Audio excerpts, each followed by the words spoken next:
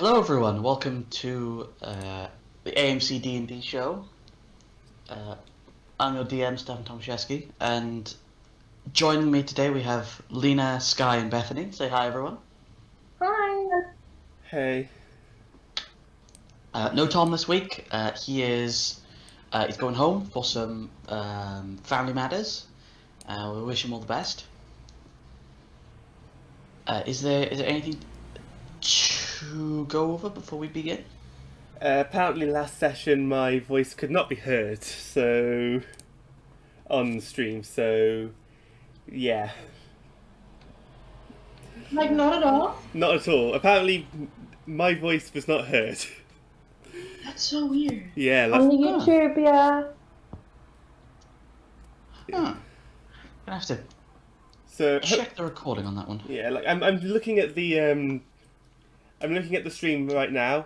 I can be heard. So, yeah, like my voice is. It is picking up my. It's saying it's picking up my voice. So.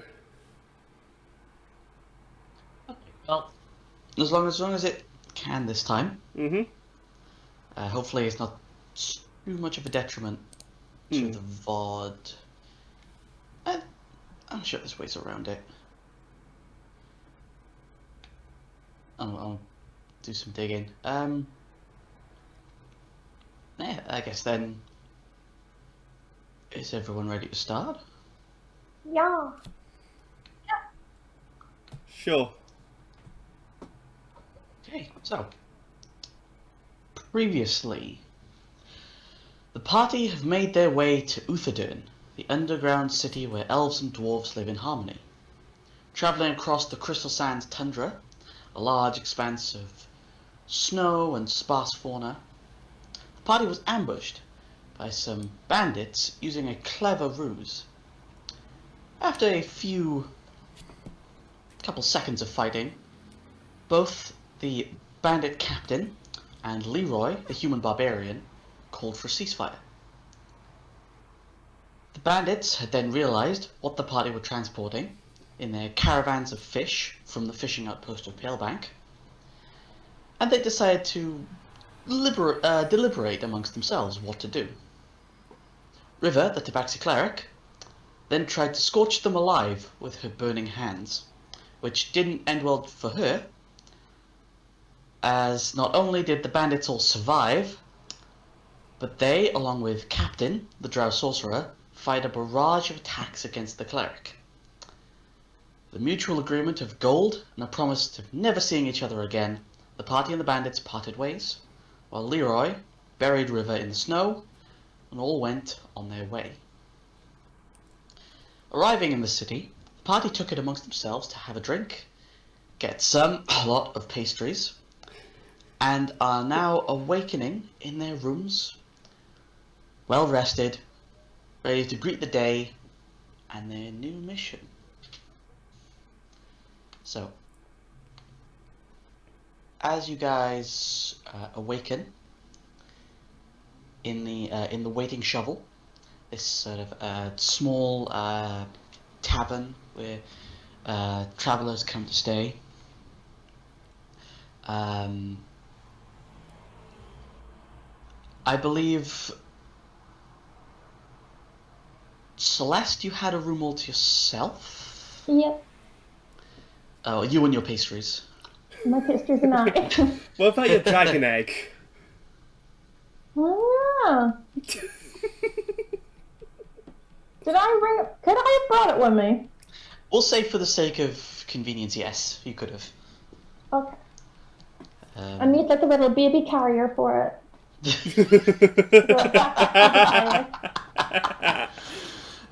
Sure.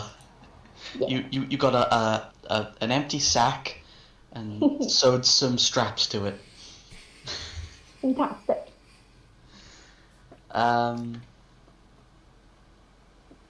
So yeah, and you would know that there's another 4 weeks on that yet. Oh. Till that hatches. Yep. So as you sit up in these, the rooms are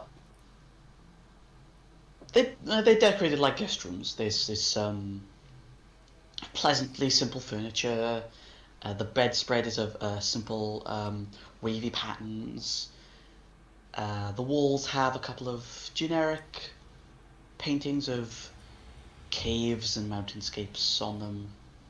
And it's warm-ish. This place is generally quite cold. You notice there's sort of a waterfall, large waterfall running next to it. There is sort of jets of cold air that blast out occasionally. And you all awaken. Captain, you and Leroy. Wake up from a night of spooning. If you want, sure. And yeah, you guys awaken. You get up, go downstairs, and are ready to order breakfast, I assume. Absolutely. Yeah, I want a separate booth from Leroy. Thank you. Sure. You have a separate table, which is a little difficult as it is quite busy in this tavern right now. I'll join another family. It's alright. Well, it's less families and more workers. There are you can see a number of blacksmiths, woodworkers, builders. There's a couple of people that you recognize from your caravan trip that are getting breakfast and ready to head out on their next ferry. There's lots of businessmen and women, just generally a lot of like business people coming in, getting their breakfast, and then immediately going back up to work. You can try and sit with someone, although it's going to be very awkward. But you can. A sort of darker-haired female dwarf in what looks to be sort of armored leathers, some sort of bodyguard of some kind, enjoying stone fried eggs and breakfast and sausage. And as you sit down, she sort of just looks at you and goes, can I help you?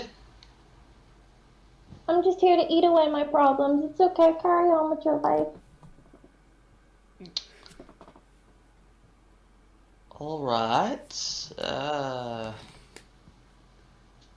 Where's your mum and dad? Oh, I don't have a mom or dad. Okay. Are you here on your own? No, I came with some people, but I don't really like them at the moment, so I want to stay away from them. Can I use my whisper ability? The what is it called? Hold on. I need to find my character sheet. Oh man. Voice Beyond. This one. Do you talk to Celeste? And just like whisper. Like. Do you really want to behave like a small child? So you say this, and it's not necessarily telepathic. It is you speak and people understand you, but it is still this weird alien tone. And some people just look at you like, Oh no! I just say what? I just say to Celeste in Celeste's head because it's telepathic. All right. I'll say you can sort of do it to just to Celeste. Celeste, you hear it's Captain. You know it's Captain, but it's in a weird alien Cthulhu-esque language.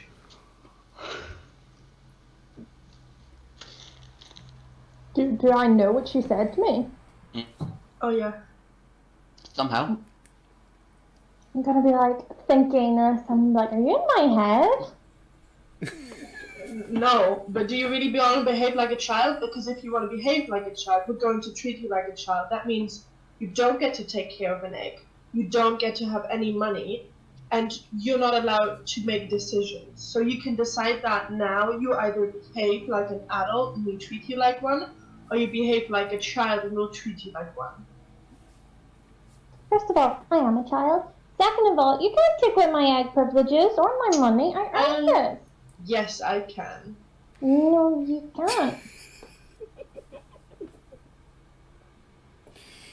I'll just report you to the guards. You know, it's really that simple. They won't get me. They have to catch me first. Oh, I'll just make sure Leroy holds you. Well, I don't want to look at him or speak to him. I'll buy you new pastry, okay? Just come here and don't behave like a child. You know, my patience is really running thin. I've been really trying to improve as a person, but you're really testing it today. Why are you being like this to me? He betrayed me and he didn't even say sorry. I'm sure you said sorry. He didn't. Anyone sort of looks up and goes, Captain, what? Who are you talking to? Oh, Celeste. She says you haven't said sorry for eating the pastry. I don't think I did, but I can do it again. Yeah, I really don't have the patience to deal with a child today. Leroy gets up and he goes over to Celeste. He says, sort of, and the dwarven woman's like looking at this real suspicious. This is definitely a suspicious moment, to be fair. Yeah, this is really weird. And Leroy also goes down to you, Celeste. Goes, Celeste, I'm sorry, but I was hungry. You're right, I should have asked first.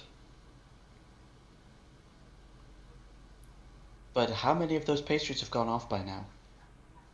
None of them. They all taste really good. They won't tomorrow. Well, then I'll just have to eat them all. Are you going to sit with us, please? Yeah, okay then. Thank you. And he turns to the dwarf and goes, sorry for interrupting your breakfast. And she goes, nah, it's alright, love, it's alright. And she's taking in details. You notice, Celeste. She's absolutely taking in details. Can I insight check to see what she's thinking? Sure, make an insight check. Yay. I put my dice. Let's be a commoner. Yeah, this woman is hard to read. You can't tell. Like, she's definitely taking in you two as like what's happening right now, but I cannot tell why. I'll just yell back to her, he's not my dad! Right, okay. She just sort of takes out a quill and some parchment. She starts writing something down. She goes, "Oh, you go on your way. Go on your way." So something tells me that someone's going to get arrested.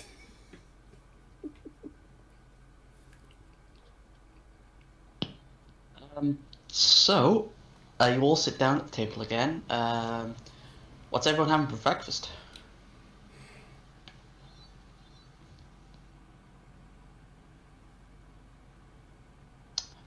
I'll have some porridge and coffee. All right. Any more dwarven coffee for you, or? No, regular coffee is just fine. All right. Yeah, you get some regular coffee. It is black. You can have milk, but it is goat's milk. No, black's just fine. Yeah. And you get porridge, and it's proper porridge. It's thick. It's oaty. it's very warming, very filling. It brought to you in this very simple white ceramic bowl. Leroy is having what would be called, I guess, it's not really full English. The full dwarvish then. Lots of meat, lots of tough protein and like carbs. And he's enjoying that. And Celeste, for you, I took down some pastries from my room, and I am munching away at them. But like keeping my guard up, like my arms around them like a fortress, so I don't want anyone to take them. all right. I think altogether that comes to meals. Three silvery. For those who are I'll pay it all. paying. Just say the total. Total 6 silver. Nah, no, that'd be about a gold. About a gold. Celeste isn't having anything. Comes to a gold in total. So 10 silver is a gold. Yep. Okay.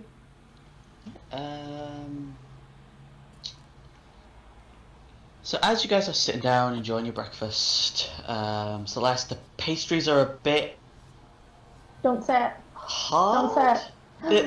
They're slight bit tough. The cream's slightly bit melted, slightly bit not as airy as it once was. Can I just like act like it's not like that though, so I don't prove Leroy right? Make a deception check. Oh no.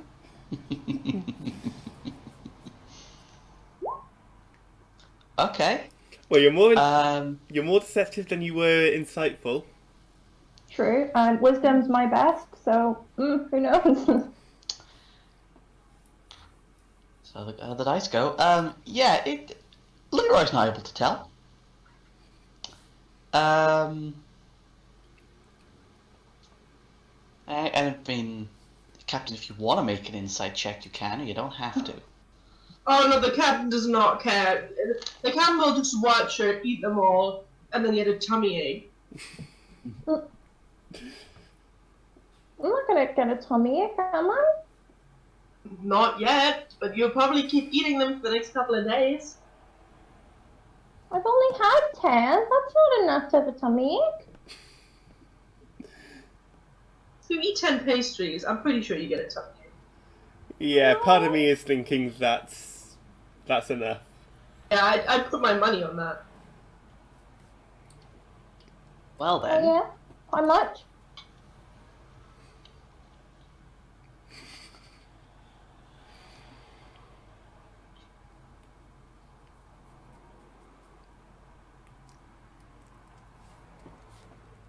Oh, how much? How much, Captain? Sorry, repeat that. It cut out for me. How much are you willing to put money on this? How much? Ah! It's 5 silver.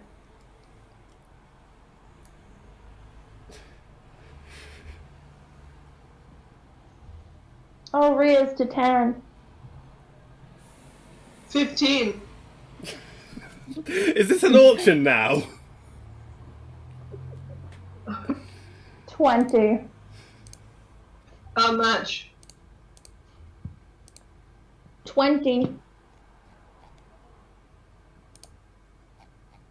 So it's how much is it? It's like 20 silvers on this now that you get a stomach ache. 20. I bet 20 I won't. How bet much 20 you will? I will. So the winner is getting 40. Hey. Leroy chips in. I will chip in 10 to say that Celeste will, because that's a ridiculous amount of pastries, and she should have shared. So now, Let's get that. wait. So does Celeste now have to pay 30 silver in total if she loses? Yeah. Okay. So as you guys are sitting there discussing pastry bets, walking in is, you all spot him, a half-elven man, very short, swept back, blonde hair, and dressed in a very smart servant's outfit. And he walks up to you all, says, excuse me, are you the ones sent here from Pale Bank Village? Yeah, that's right. Yes, my name is Felon Menoran,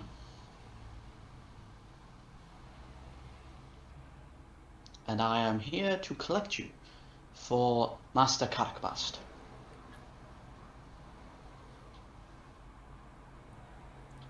Do you mind if we finish our breakfast first? Of course. Please There is. have a seat. I will wait in the carriage outside, just so you know where to go. And he's takes a bow, and he turns and leaves.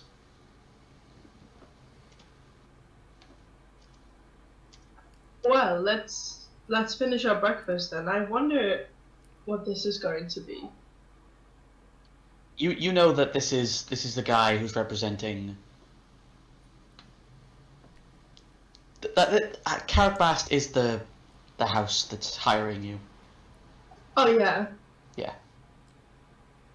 Just so there's no confusion there. So you finish up your breakfast. Celeste, make a con save for me.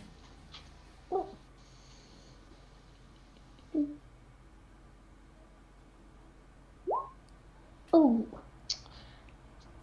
So you finish up all your pastries, and as you get up and go to leave, there's a slight knotting pain in the base of your stomach. Can I make sure no one notices? Make a deception check. Oh no. I'm making so many checks today.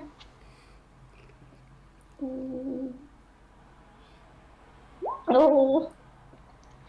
Yeah, you're having you're trying to hide it, like you're just putting your hand like sort of on your sash, but actually like there's a slight pained expression on your face, and everyone can see it. Oh no.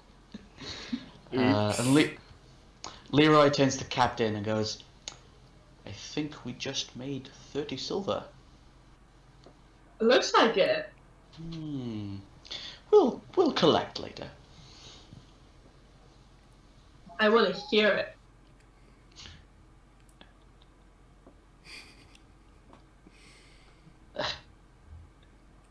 I want to You wait said till, that- till she says something. I'll like whisper that to Leroy. Like she'll have to say something eventually. Okay. Don't wait too long.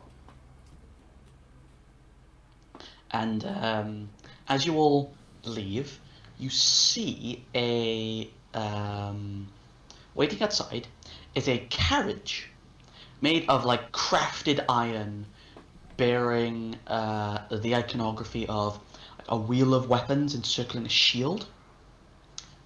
Seems to be like a house crest, and it's being drawn by two large mountain goats. Ooh, funky. And you see Phil and Menoran sat outside, patiently waiting. And as soon as he sees you, he opens the door and motions for you to enter.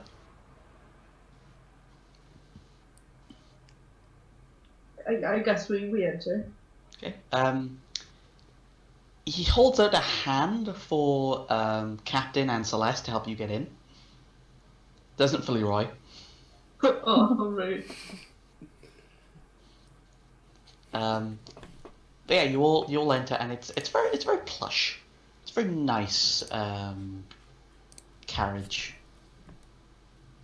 and you sort of Philomena gets up to the front with the cab driver, a young dwarf boy, and they all sort of start making their way through the city, and you make your way down to sort of the more prevalent end of the Liberdisc. Very very nice neighborhood of like big houses, sort of a little bit like Beverly Hills, only less pretentious and up their own arse. And as you make your way through, you are brought to a large stone mansion with the same shield and weapon wheel sort of iconography on the gate and on a window above the door of the house. And you see this large courtyard filled with like multicolored sort of pastel gravel that make up the entirety of it. And you see off to one side there's plumes and plumes of smoke rising. As you can see, on the left-hand side is a bunch of forges, and you can see dwarves and elves and the occasional gnome working away in this one little bit, and then off to the other side then seems to be stables. And you can see about 4 more goats just sort of chilling in their pens. Philomena sort of then opens the door for you, leaps down, opens the door for you. This way, please. And It's so nice to polite. he helps all of you, apart from Leroy, out.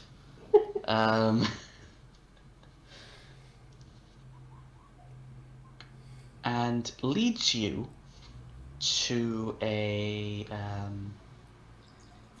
to the front doors. And as they open, these large, very dark wooden doors, they open up, and you see a very, very nicely decorated mansion with this sort of lobbyway. The floor is tiled marble of blue and black. Is it clean? Is it is everywhere really clean? It is I'm in heaven. it is impeccably clean. Even though there's a blacksmith and like forges right next door, it is impeccably clean here. And you can see there's a couple other servants running around cleaning and such. There is a long sort of purple carpet that sort of goes from the front door all the way up the stairs, which are these sort of main stairs that go up on and sort of split off. So these 2 balconies that lead to either wing, and obviously a front sort of, you assume, dance hall or like some sort of function hall. Then at the base of the first flight of these stairs, and there are other rooms off to the sides, and sitting, I guess, standing there sort of with a glass of port in sort of a small wine glass, is this dwarven man with this sort of bouffant to this sort of large quiff of hair, very, very fancy looking, in these blue nobleman's clothes, very rich fabrics, this sort of neckerchief, this purple neckerchief, and this sort of, I guess, dining jacket with little tails in the end. And he sees you and goes, "Ah, welcome, come in." And as you all walk in, Philomena, obviously take your coats if you have any, and walks off into another room, performing probably some other duties. And this man walks up to you and goes, "Ah, glad you were able to get here within the week. I hope the journey wasn't too difficult for you."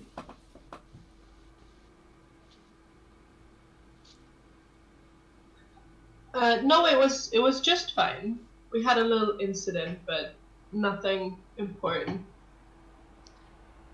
Right, of course, of course.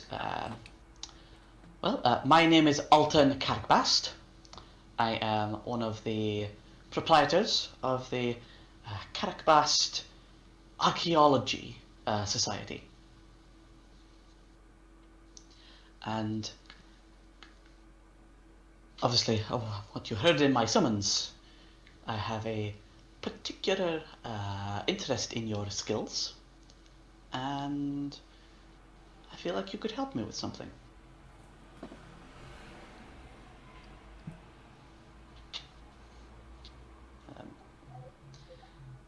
Well, I'm sure that we can help you. The pay is right, of course. Of course, the pay will be right. And we will discuss that momentarily, but first, I will take you up to I'll take you up to a sitting room, and we will discuss details. And there is someone else I'd like you to meet as well. And he sort of leads you up the stairs off to the left side, so to the east wing, and leads you through all these very, very nice corridors. Clean? Very, very clean. Oh, yeah. Very, I guess, it's clean, immaculately so. And as you walk through, it is apparent that these people are weaponsmiths and weapons collectors, as there are several very historic and old-looking weaponry hung up on the walls. Some of them you recognize, Celeste, have these. Some of them have a sort of similar design and make to the dagger you were given by Tugly, the dwarven woman. So you would recognize these to be possibly sort of Aryan artifacts. Some of them have very unique designs. Some of them are silvered. And there are also framed pictures on the walls of, you would assume, family members and ancestors. And most of them are dwarves, but you note that a couple of them are of elven figures and gnomish figures. They've possibly sort of brought into the family. And Alton leads you to this sitting room. It is it's a small room, again littered with collectibles and memorabilia, sort of more to sort of impress, you could say, in this room, and portraits and such. There is a small table with a couple of very nice chairs dotted around, and there is a decanter of what looks to be some sort of fine alcohol, and a couple of glasses set out. And sat on one of the chairs in the far corner of the room, even though this room isn't very big, still at the far corner. Sky, would you like to describe your character, please? Sure. So what you see is a young human woman. Hair is quite messy, a little short, but bright purple. She's dressed as if she works in a blacksmith's or in making weapons or infusing weapons. She also has what looks to be a robot accompanying her.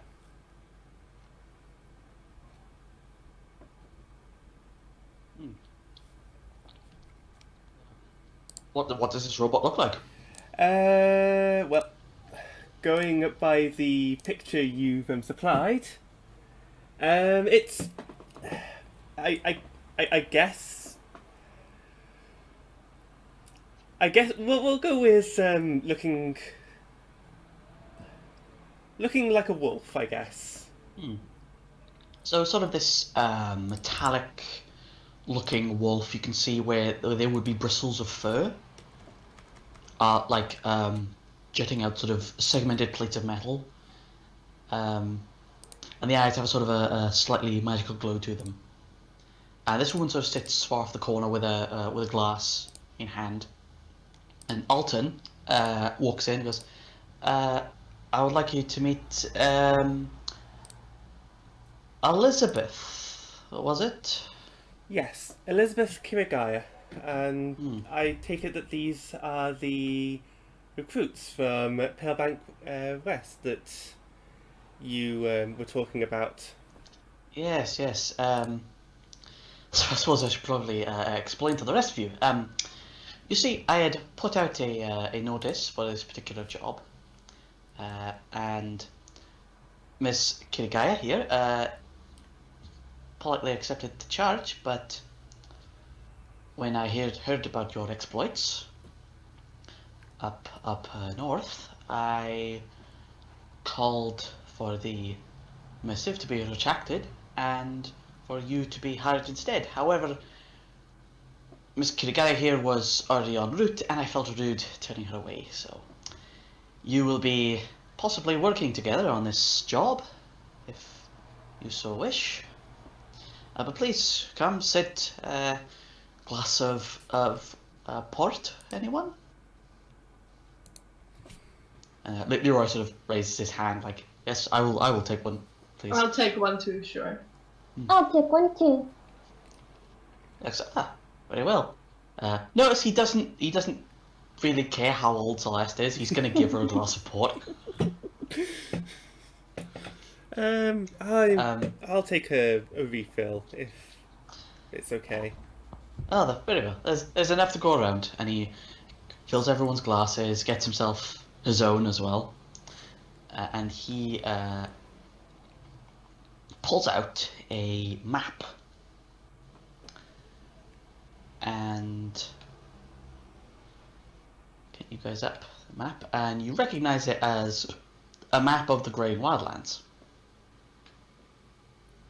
He says, okay, so a few weeks ago, a couple of our archaeologist teams had discovered a possible relic from pre-Age of Arcanum forging, a forge master who is synonymous with a lot of very famous weaponry and designs that a lot of smiths use nowadays. And he pulls out a broken blade made of a dark iron, and he places it on the table, and he motions to a small mark near the base of the blade, sort of a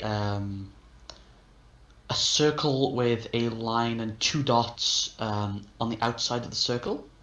It says, this mark here is of the legendary smith Dergedin,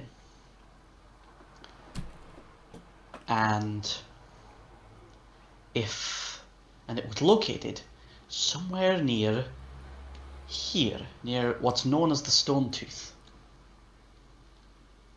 Now, I didn't want any of my archaeology teams going in to somewhere possibly dangerous. I know a couple of orcs have been sighted nearby, and, well, you know how orcs can get. They're very territorial. So, I was wondering if you all could go in place of my archaeology teams and find any weaponry or relics inside the Stone Tooth, and even information will get you a little money.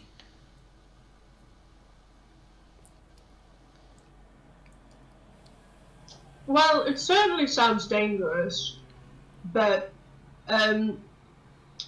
it does sound like an adventure, I suppose. So I think I'm interested. What about the rest of you?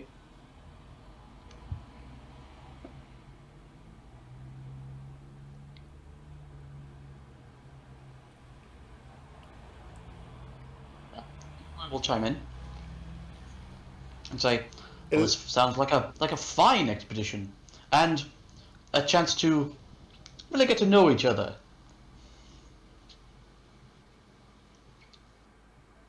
I mean, you have piqued my interest with these artifacts and weapons, and I am more than happy to help if so be it. That is, of course, if your requested group also are happy for me to join you. Yeah, I mean, it's one more person to help out if it gets dangerous. Although, I am curious, but didn't you say there were 4 people? Did I? Oh, must have miscounted. Ah, sure, it's fine.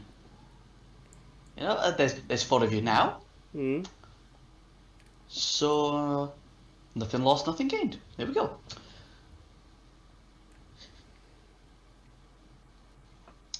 Well, if you're all in agreement, then I'll get you some contracts here. And he pulls out some contracts. And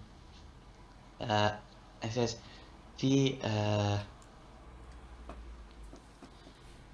if you bring back all of the weapons, you will be paid a handsome sum of 1,000 gold pieces.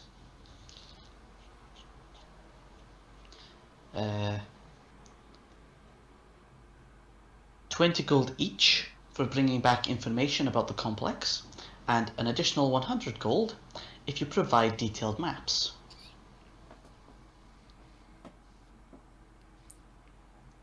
Does that sound agreeable? Yeah, I think so. That should be acceptable. And don't feel there's any rush to do this. Honestly, take your time. I know you just arrived in this in the city, all of you. So maybe take a week or two, unwind. Maybe do some shopping, get some extra funds, get some things made. There's some fine weaponsmiths next door if you're thinking about upgrading.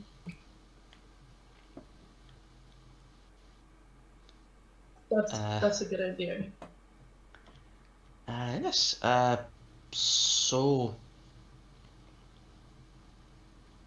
if we're in agreement, I will uh, sign these, and he signs each contract next to yours, next to your signature, and sort of I agree to this contract too. Takes them all back, says, I'll get you these copies soon. Right. Well, are there any more questions? I have one. Go ahead. What do you use to make this place so clean? It's sparkling.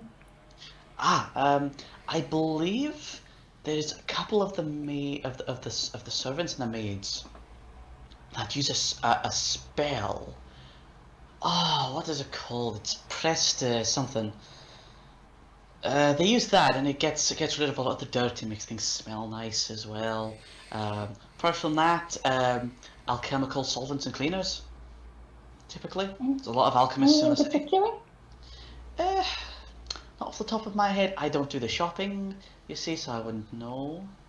That is for the servants to sort out. But I'm sure if you go around and you can go around the city, you'll find an alchemist or two, or maybe perhaps a spell scroll for this pressed something spell might come in handy. Thank you. I love your place. Oh, that is most appreciated. We are Cat Bast Estate are very proud to maintain our clean and strong image. Okay, I'll make sure to tell everyone I know how clean it is. Very, very well. And he gives you a bow and he leads you all out. Unless there's anything else anyone wants to do. Nope. Nope.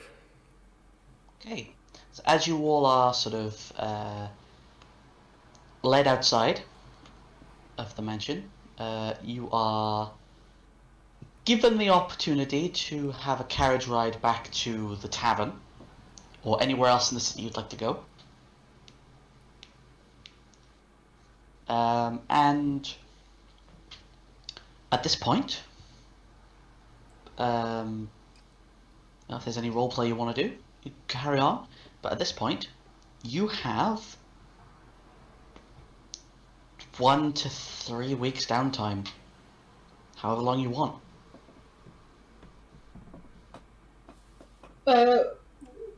We'll see how long we can manage. Okay. Leroy does chime up and goes, Captain, you still have that monster we fought, the big one with the burrowing and the spitted fire whenever I hit it. You still have the pieces of that. The carapace. I do actually. Should we perhaps think about getting that made into something? I'm thinking of upgrading my protection. I'm a little bear, as you can see, and he sort of pats his sort of bare arms. Are you... What monster are you talking of, then? It was large, insectoid, had a fins on its head. It lived in the cold. Seemed to spit heat whenever I struck it with something up close. Rema... Do any of you remember what it was called? I can't remember what it was called. Rower has like the ship. Oh yes, of course. We were on a ship that had that name. Yes, a Rema has, I believe, a younger one, if I do recall correctly. Yeah, I think so. I don't think that was a full-grown thing. Oh no, I think I've heard rumors, and they are a lot bigger. Huh. And you said you got stuff to make armor and such. Yeah, we skinned it and took some bits from it.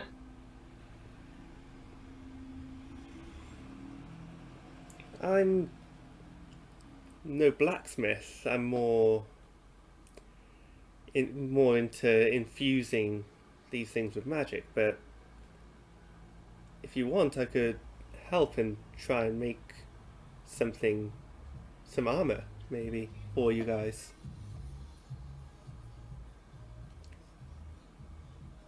Oh, so you know how to make armor?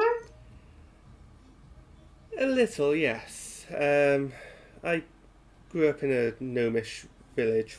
They were very heavy artificers, so there were a few blacksmiths there too. So knowing how to make this stuff, I could try. Like I said, I'm more infusing it than actually creating it. Well, we could always get it made, and then you can infuse it. Well, I'll have a look. So you're in town. You're gonna ask around for a blacksmith. Well, I think we should introduce ourselves first. Sure. Go ahead. I'm gonna as soon as we like leave, say, well, since we will be working together, we might as well introduce ourselves. So I'm Captain. Nice to meet you.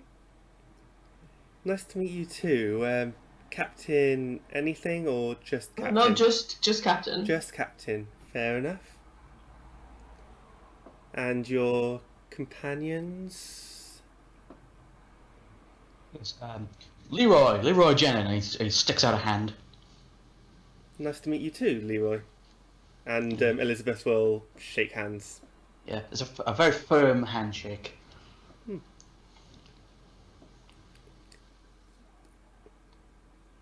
And your child, companion? I'm not their child. Oh no. She's just tagging along. So, what is your name then? I'm Celeste. Nice to meet you. And I will give Elizabeth a pastry and I'll say, here you go. This is the token of our newfound friendship. Thank you. And Elizabeth will take the pastry and she'll take a bite out of it. It's from your you're proficient in. I don't remember now. Yeah, by with your proficiency in cook's utensils, this is about a day old. How old is this pastry, Celeste? Friendship doesn't matter in day. It's about the quality. Huh. And your steel companion Elizabeth sort of comes up and smells it and sort of just slightly backs off from it.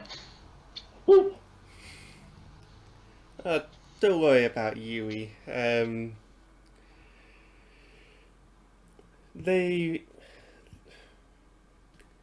my trusty companion, my metallic companion. I built her myself, and they're very useful. As for myself, like I said back in the mansion, I'm Elizabeth Kirgaya. And yeah.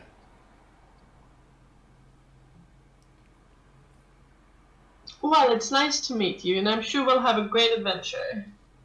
Likewise.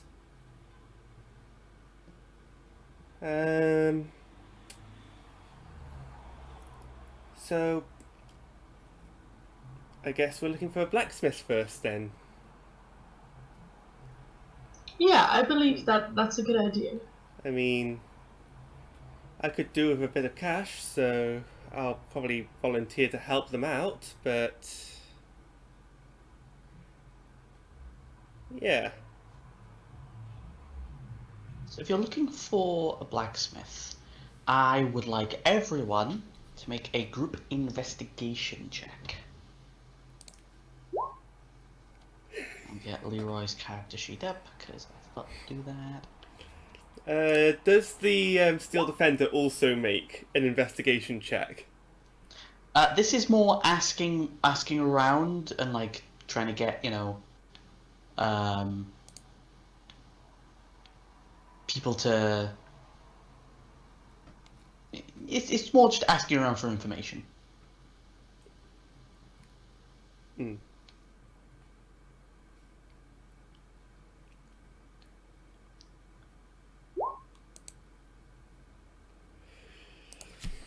Hey. Great, guys. Well done, us. So that averages out at about 12. So you all begin asking around, and you think the Steel Wolf is putting some people off. They're like, yeah, I don't know, blacksmith, sorry, and just quickly moving away. I have a question real quick about the. Yeah. Is it a massive steel wolf, or because I'm thinking about Canine from like Doctor Who? If it stood up to its full height, it would be about 7 foot tall. Oh, so it's bigger than Celeste. It's still considered a medium-sized creature, but it is big. Yes. Oh, that's scary. I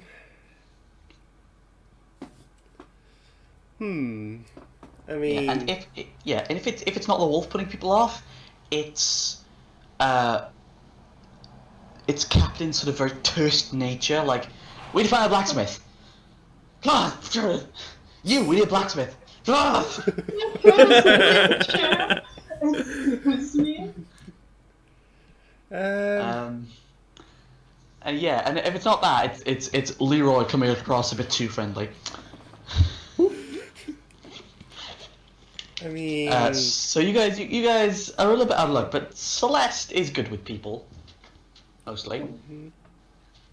So, Celeste, you know that there's off to the side caverns, sort of on the lower discs. There's a family called the Smeltborns, and they forge legendary weapons and armor. You're not sure if this is going to cost you or not, considering the name, but they are damn near the best blacksmiths in the city. Okay, I'll tell that to the group members, but they might be pretty pricey. I mean, you've at least found something. Everyone who's come to me, I've gone to. I think either they don't actually know, or they're scared of Yui, and I don't know why. She wouldn't hurt a fly unless she had to, or I told them to. You know. Yeah, no, she's kind of scary. She's kind of towering over me. Nice talking. The Steel Defender will sort of take a sat down position then. Is it a girl or a boy? Again? It's a machine, but sometimes I refer to it as a girl. Oh, okay. I'll pat her in the head. I'll be like, good girl. Yeah, the Steel Defender likes that a little. Yeah. Yeah, oh, sorry. I was gonna say, so shall we go to this blacksmith, see what it's about? I mean, I need to work, so sure.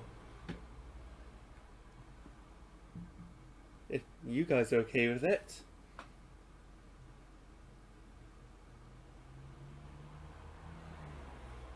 Yeah, sure. So you head to and it's a little bit out of town, but you go to this this sort of forge on sort of the outskirts of town, and you were told that it is run by a man called Umagorn Smeltborn. And the family name carries some weight. Yeah, and you go up, and it's this small, but very very very modest looking blacksmiths, and you can see two people working there. You can see a younger dwarf, a bit sweaty, with fine long blonde hair, tightly braided behind his head, going to almost his mid back, with a heavy mustache that is sort of braided and it dangles past his waist, and is tied sort of towards his sides. And he wears a leather apron and leather gauntlets and has this sort of smithy hammer, this very large smithy hammer. And next to him is an elf woman who is sort of mid-teens, elven, unusually muscular, and as you approach, the dwarf sort of turns around and goes, "Right then, oh, customers, I assume customers. Yes? Speak up. Come on. I sort of, I guess. All right. What's your business then? What can I do for you? Well, I guess my companions here have some materials they want made into armor. As for myself, I'm kind of looking for a bit of work before I head off. Hmm. All right. No problem. We'll get you started with work in a second. You probably help old Daylin over here. She's poor lass doing it on her own. Uh, rest of you. Nice wolf, by the way. Very nice construction. Rest of you. What you said you had bits? What bits do you have? Yes. I'm gonna pull out the Rummer carapace, Okay. and the Rummer has legs. I don't know if they would be helpful.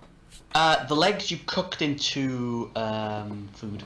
Ah, okay. So just the carapace. Just the carrot, and you take it out as this sort of these pieces of this Rimmer has. You place them down. And he goes, Rimmer has. Nice. All right. Judging by the materials you presented me here, we have enough to make some half plate armor for you. And this will. Oh, Rimmer has. It looks it might be a bit tough because they sort of might resist some of the fires of the forge a bit, but we could get that done in. Look at the catalogue. How long it'll take to do it? Let's see. Crafting magic items. I gotta look this up now. Thank you, Xanathars. Okay. Crafting an item. Okay. So it'll take about on my own about 10 weeks. But if I got some help, let's see. From you, lass, as well, that would take about, let's see. Take about 3.5 weeks to make. Unless, of course, you're all willing to chip in. But 1 year is going to be pretty pricey too. We're looking at about 2,000 gold for materials needed. But considering you've already provided some, we can knock about 500 off of that. And if you all chip in, I'll give you an extra discount as well, considering you're providing labour.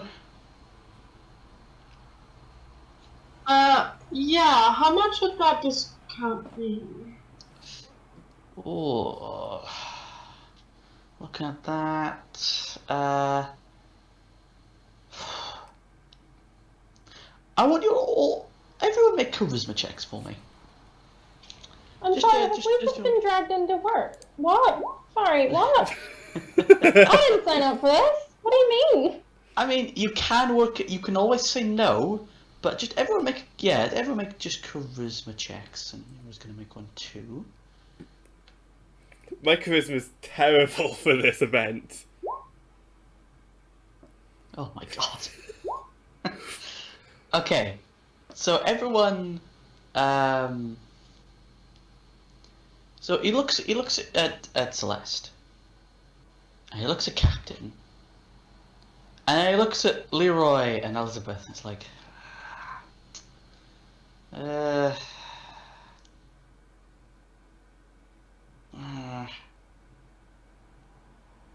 I'll knock 300 off for labour. So that'll bring it all to 1,200. Do we have that much money? I don't know why you're looking at me.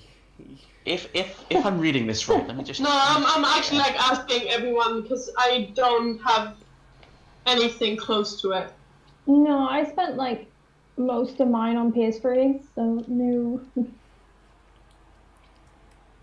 You buried, um, I think the equivalent of 1,000.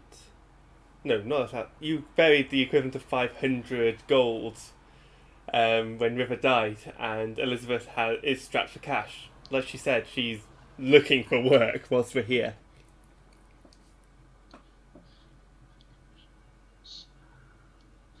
And I just gotta read this correctly. See how much you gotta pay a day to make stuff. We could do like a loan. We could give him some and then give him some later. If you want to arrange credit, you can. I'm not buying it. Sorry, guys.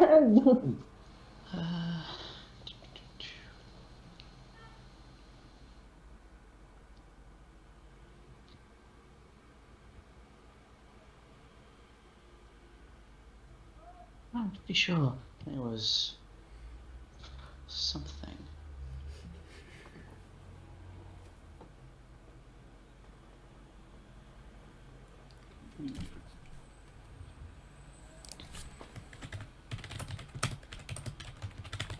Okay, never mind then, there's not. You can try and barter if you want. Well, listen, what's his name? Did he introduce himself? He never introduced himself, but you know his name to be Umagorn Smeltborn. Oh my god. We are about to go like on an adventure. We've just come from saving a village, and we're adventuring. We're short on cash, you know how it is. And we did bring materials. We had to slay it ourselves, and there, you know, we don't have that much money. Is there anything you could do if we like help out? And you know, we'll come back to you and make sure when we're in the city we buy from you, not other blacksmiths. A persuasion check. Ooh. Well, make it Look, it's not on our side today. I'm fucking lit. What is this? She looks and goes.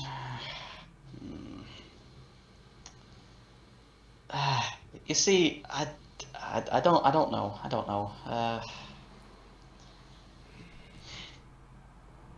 I could arrange a loan. But you'd have to pay it back within the month.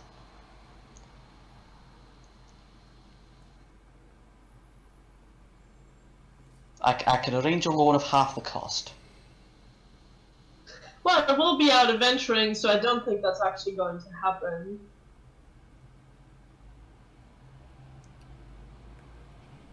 So how much? Out of character, how much do we have in total? Because it's a mystery to how much we have to barter it down. I can throw in 250.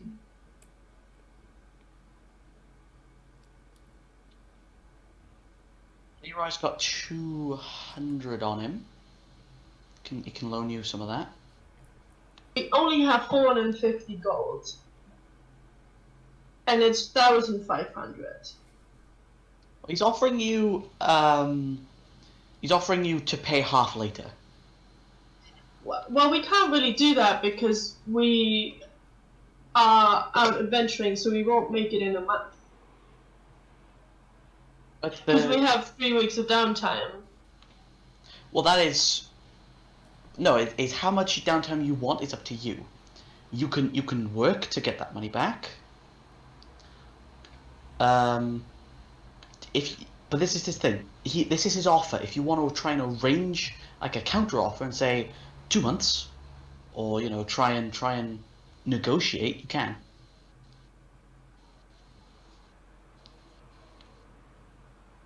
We can't even pay half of it now, because that's 750. We're still short 300 gold.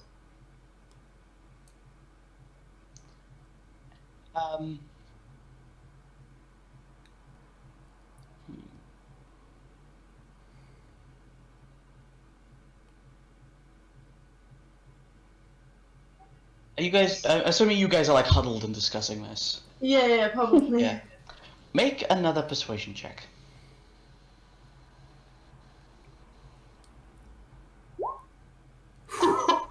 Mm.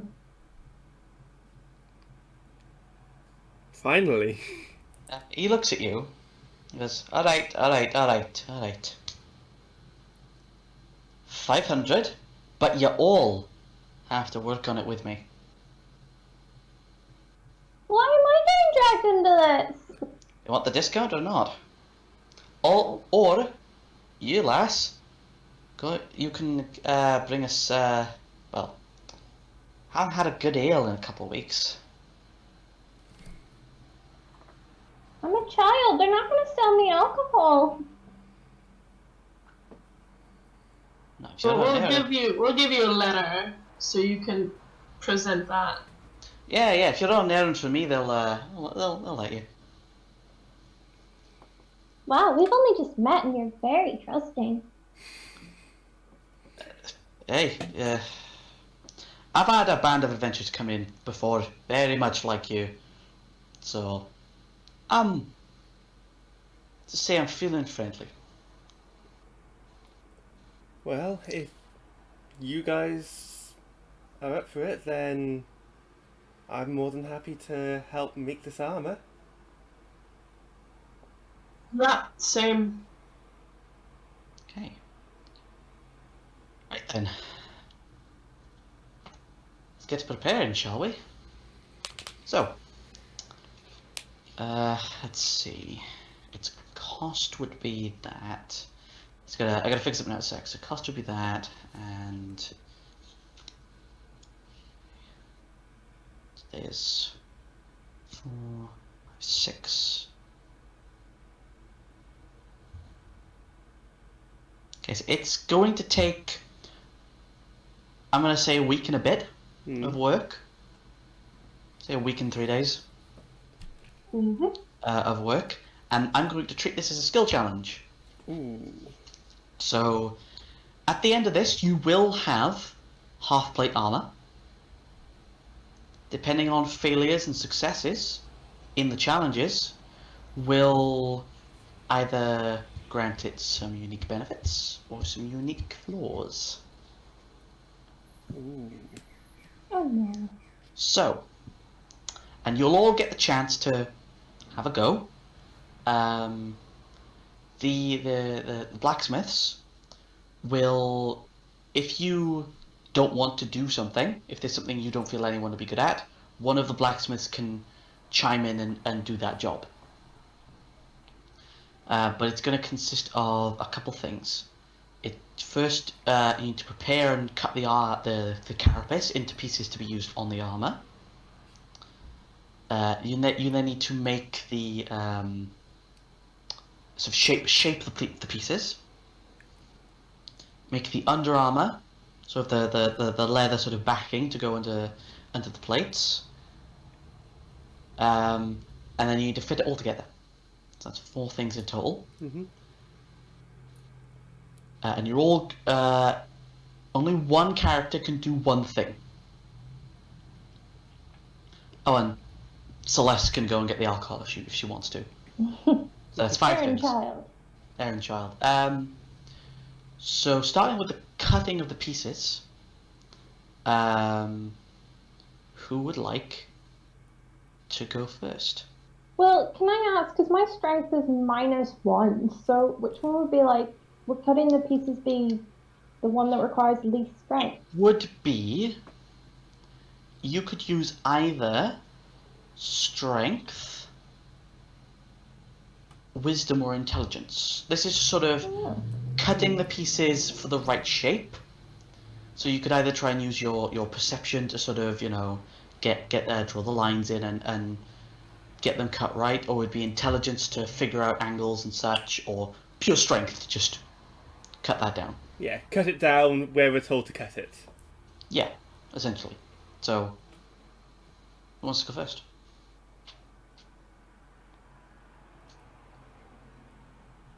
Sure, why not? I don't think. Yeah, I think I shouldn't. So you might be a better idea. I mean, I'm happy to do this job. Yeah, if not, Leroy can do it for you, or one of the blacksmiths. Up to you. Actually, Leroy's pretty strong, isn't he? Hmm. Do you want Leroy to have a go? Yeah. Okay. So Leroy is going to expend a use of rage to get advantage on this because he can. Yeah. Also, feel free to use like spells and like class abilities as well. Let's see. So let's see. He's going to make a. He's going to make an athletics check with advantage.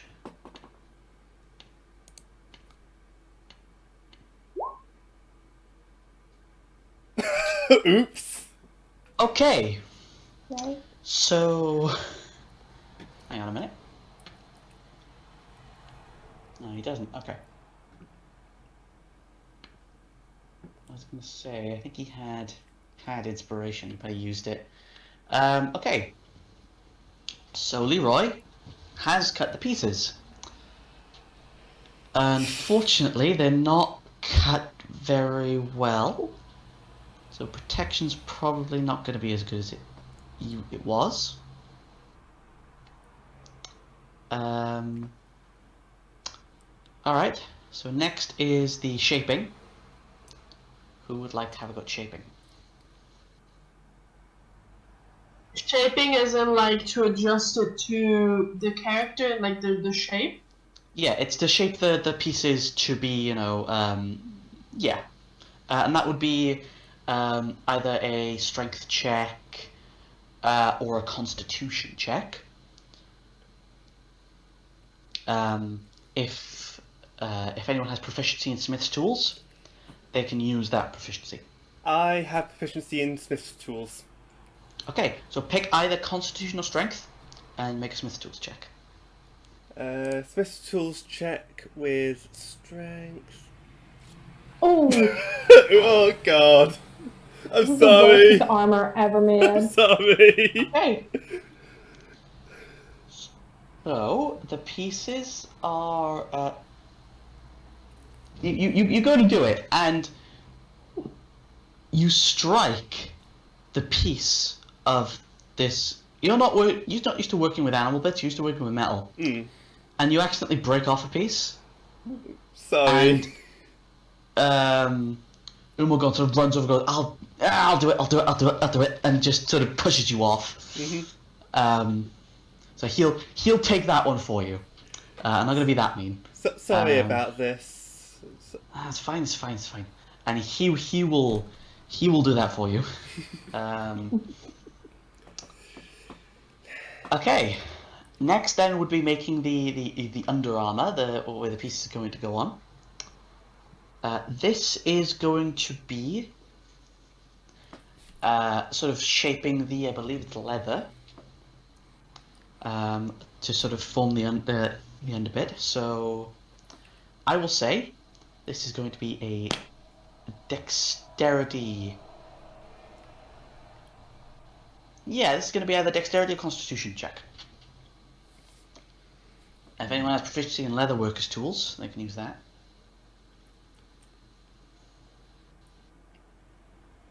Well, or you can have, or you can have the elven assistant do it.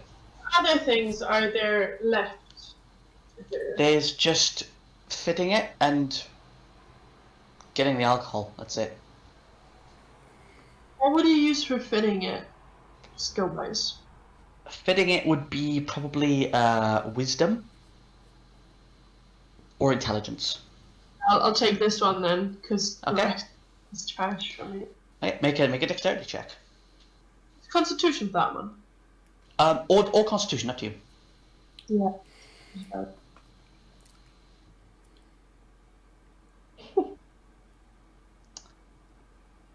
Okay. This is a bad piece of armor we're making. Really been off not fucking doing it. Okay. I'm really sorry, guys. I really don't know what's going on with your rolls tonight. Do you want the elf to step in? Yeah, sure. Okay. The elven assistant, who's not spoken at all during this time, will come in and assist. So that's only been one failure so far, and now we need to fit it. So Elizabeth wants to redeem herself.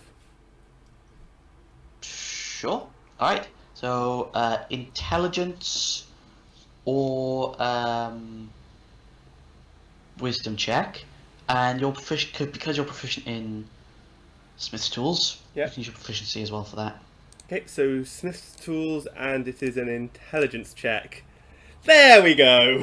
Okay, it is fitted fairly well. This is the bit of the armor you're used to doing, and it is all the pieces are in properly. It is fitted to him, to Leroy quite well. And now, fetching the alcohol, Celeste. Hello. Make a persuasion check. Or deception check, up to you. 8. So you going into town and getting some alcohol, you are no one questions it. No one questions you going to get 2 casks of ale, of like good quality ale, for everyone here, and it surprises you. But with that roll, you have I'll be nice and say that the disadvantages aren't as terrible as they could have been. Okay. You would have given this a -1 to AC and -2 to stealth checks and vulnerability to piercing damage. However, you have only given it a -2 to stealth. Nice. And I don't think Leroy's trying to be stealthy anytime soon anyway. No, the armor gives disadvantage on stealth checks anyway. So, okay. You have made him half-plate armor of resistance, which he will chip in money for. How much gold does he have on him? He'll chip in 100. Who, Leroy? Yeah, Leroy will chip in 100, and if there's anything else that needs chipping in, he'll chip it in. That's 400 left. Elizabeth doesn't chip anything in, saying, like I told you, I don't have any money. I spent my money getting here, so... That's alright, that's alright. I'll have you do something else now. I put in 250. Okay. Is Celeste putting anything in? What's left? How much is left on it? There's 150 left to put in, and Leroy will chip in the rest if anything more is needed. How much is the platinum worth in gold? 10.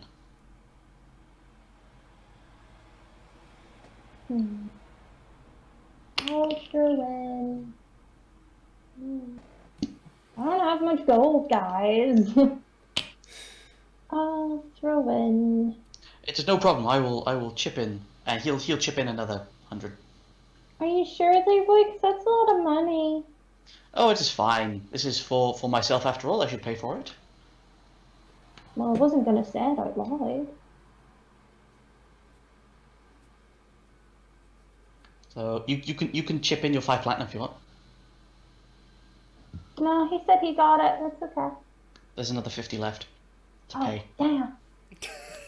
I don't want to do it. Yeah, sure. I'll turn 50 gold. Why not? Okay.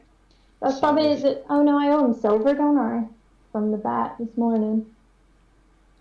Not yet, they haven't come to collect their dues. It's true.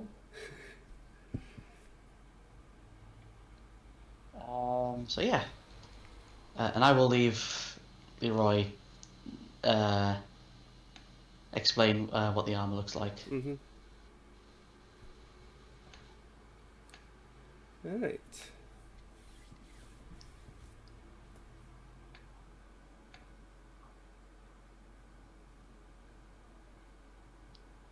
So, you guys just spent a week and a bit on that.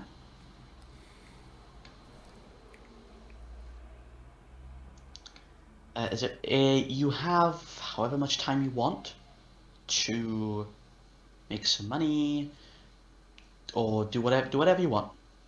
Do those guys also make weapons? Yeah, Can I ask about their weapons? you absolutely can. She goes. So the door goes. Hey, we can do weapons. What weapons you want? Something that isn't too heavy, something that I could carry. Something light. What's your weapon skills like? Are you more of a simply trained? You got any martial training at all, or? I don't know what any of those mean. Let me look at the weapons you have. Oh, okay, I'll get out my Any- crossbow and my dagger. The Okay, normal so- dagger. I'm too afraid to take out the relic one. It's an awesome magic one, but Yeah. that's fair. That's fair.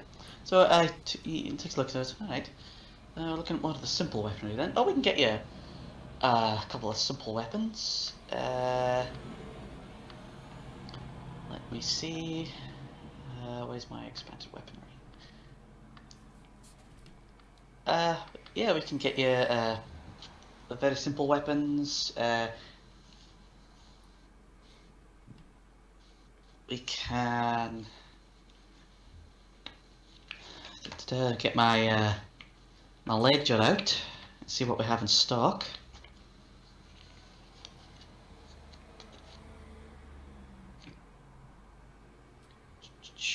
Alright then. Get your hand axe, get your javelin, get your mace, get your quarterstaff, get your spear. We could get you could probably not gonna could point you towards a Fletcher. You can get yourself a short bow, but you're probably better off with the crossbow in terms of ranged stuff. Hey, if you want something a little more unusual,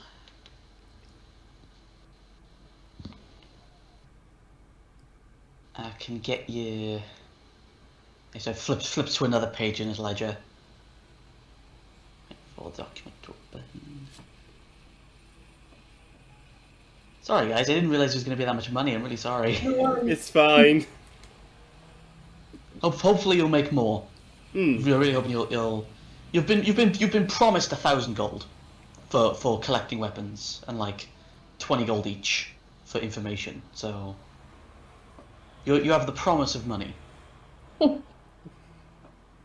Good, because I'm going to need the money. Let me see.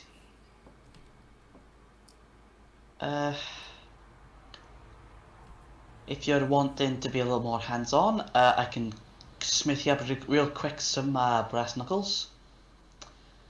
And get you what's called a sap. Which is like it's like a little like club thing, but you can knock people unconscious with it. It's more designed for incapacitating than anything else. Or I can get you a scythe.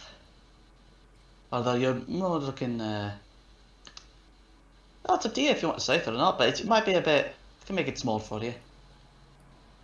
I Well, I can kind get of you a- prefer ranged weapons are my specialty.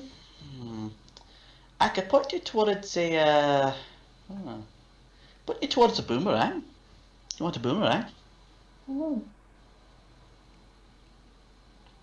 Up to you. oh, how much? A boomerang? Materials, that's about 3 gold. I'll take it. Alright then, take me about half an hour. Oh, okay. And half an hour later, comes back to you with a smithed iron boomerang. and I will add that to your character sheet Thank you. right now, because this is a homebrew weapon. Ooh. Because boomerangs aren't in real D&D. Oh.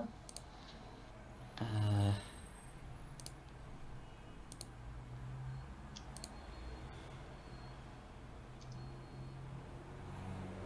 okay.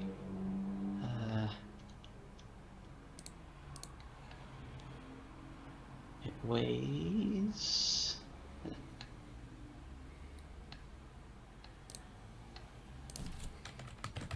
And let's see. Dexterity.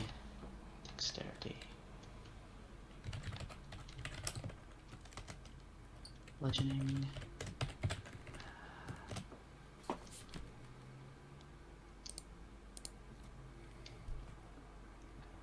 Range. Ah.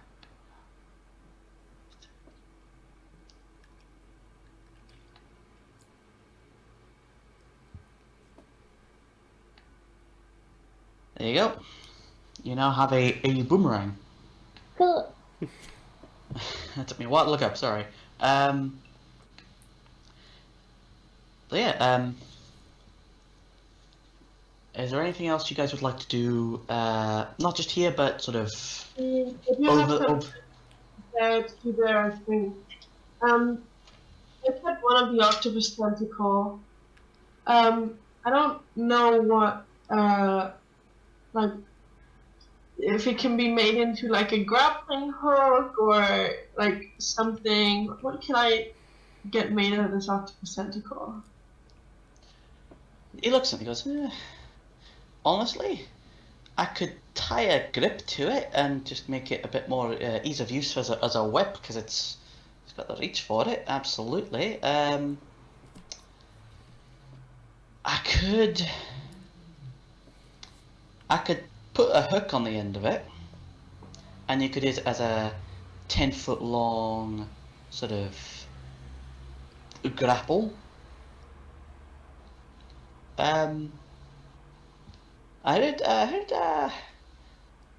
a couple magic folks tend to use those as focuses for the spells. But if you could get it treated for that, might be worth it.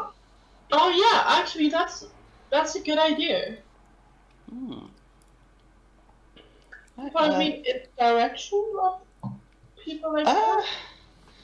Yeah. If you go towards, if you go down a couple of blocks on the edge of the desk, you'll probably find some of the more, I say, esoteric types that might deal in something like that.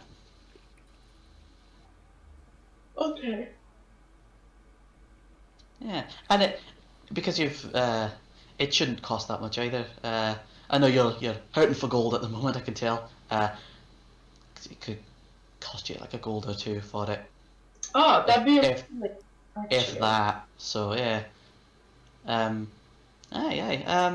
if there's anything else I can get you, like armor, weapons, improvements to said armor and weapons, I can do that. Or if you want any directions to such places, you want recommendations for drinking places, I can recommend you a couple that I used to go to in my day. So still go to, sorry. Well, maybe somewhere where I can get the tentacle made into something. Did you say just down the road? Aye, just on the road, aye. That's all. If you guys don't have anything else. Other than... Yeah, I think I'm good, thanks. Thank you Hey, for... we'll get you sorted with work in probably in the morning. So stop by then. Of course. Hey, so if all of you guys are good, you head down the street, and you come upon, make me just an investigation check. Anyone who wants to. What's this for, sorry? Finding a magic place. Oh, they've got For 20s. I don't need to. fair enough. So between between Elizabeth and Captain, you immediately clock like probably the most esoteric place you could find that is guaranteed to deal in stuff like this. And what you see is on the corner of this block of buildings is a small stone building with this large front window with these purple curtains.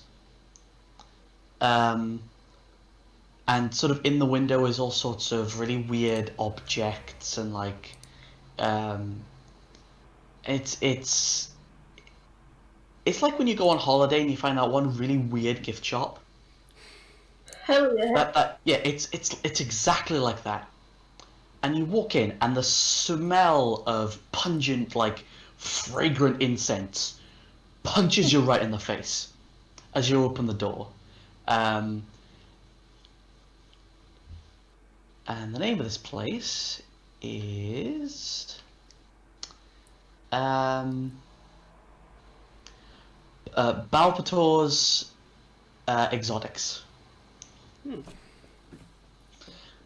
And you walk in and you see again this place is lined with crystals and like there's a shelf of really weird books. There's a couple of like pieces of really strange creatures in these glass cases, like just on display.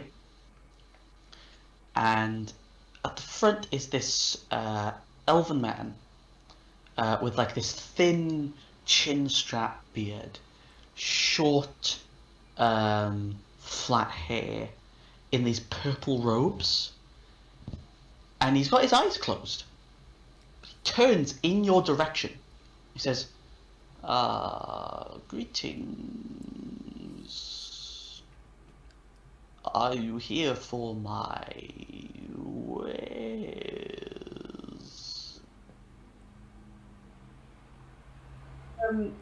Yeah.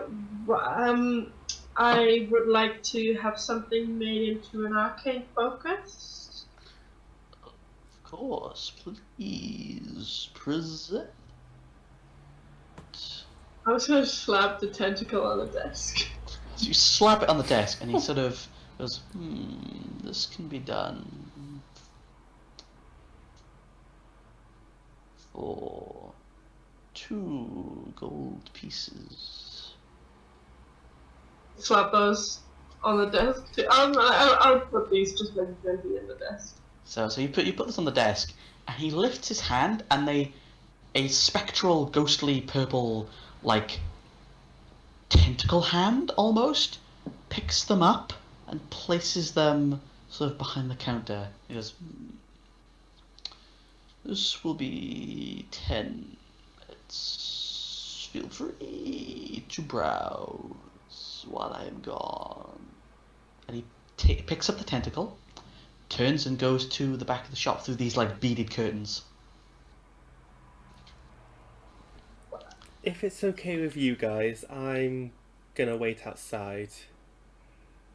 I prefer my magic more in weapons than free to use like this. Go ahead. So yeah, Elizabeth leaves and sort of just waits outside. Yeah, so you stand outside and you wait, and the smell of the incense kind of sticks to you a bit. Yeah. Yui can smell this as well. Oh yeah, absolutely. Can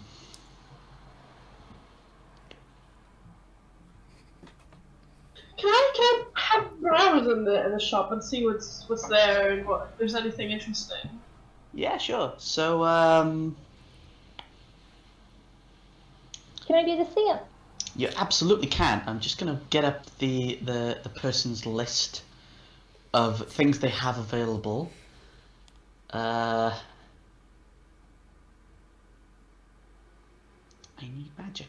Where is magic? Um, yeah, so looking in here, it seems that a lot of things in here are of magical nature. You see a lot of like little trinkets, like things that would be used as spellcasting focuses, or things that might be like enchanted objects. You can see there's a shelf. The shelf full of like really weird books has like titles such as esoteric plasmology and tentacles and where not to put them. Things like that. Can I pick that one up, please? You absolutely can. It it actually details spells like Evard's Black Tentacles and Hunger of Hadar. And it's like One of those. how to use these spells and not endanger those around you. And it's a lot of like, just don't do it in towns and cities, because you'll either kill someone, be arrested, or both. Unless you want one of those things to happen, in which case... Yeah, some people do. Others not so much. And my document's not loaded. Give me 1 second. I'm just gonna... Wait. But yeah, there's yeah, there's a bunch of spell scrolls available as well for purchase if you so wish. I've never buy a magic scroll. Never. Okay. All right.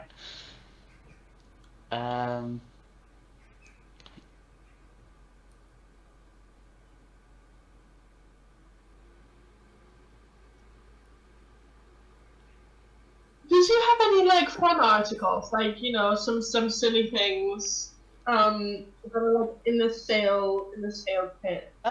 There is a clearance bin. And it's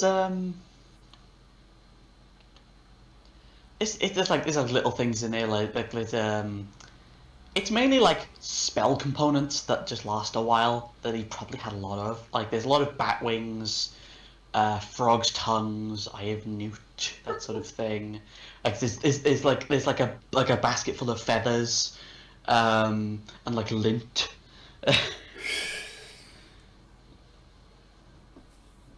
There's like straps of leather and like. It's probably way at the bottom. There's probably like a vial of some random stranger's blood somewhere. Is there any are there any items in there in the discount pile? There might be. Why don't you make me an investigation check while I try and get up my fucking list? I'll rummage through the sale pile. Okay. Nation. Mhm. Great. Your hand is getting caught on a lot of like just weird, gross stuff, and it's kind of a little off-putting, and you withdraw almost immediately. But yeah, there's Can I rummage through the content file? Never mind. I don't actually have my pen. So but there's lots of like paper and ink and scrolls and stuff. There's like a couple of artifacts lying around, like small little artifacts lying around.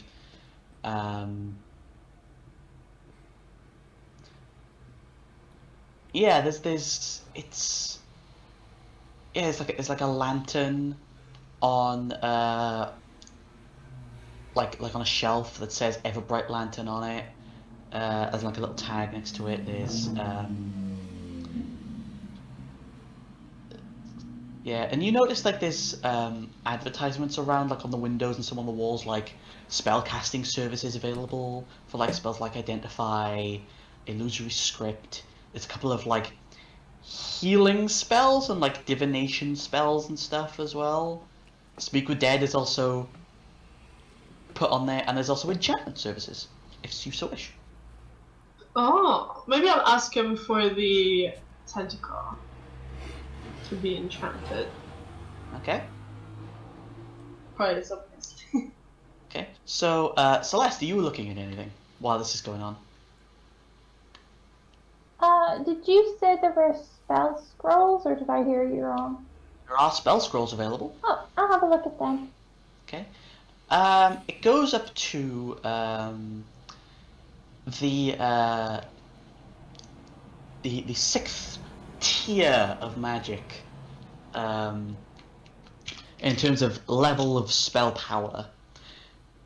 There's only one of those available, but there's lots of, like, a lot of these might be like, some of these could be cleric spells. A lot of these probably aren't. A lot of weird ones, like there's one called there's one called, again, Evard's Black Tentacles. There's one called Summon Aberrant Spirit, Summon Shadow Spirit, Conjure Elemental, things like that. There's a couple of first level ones, like there's a Cure Wounds, Healing Word. There's Magic Missile.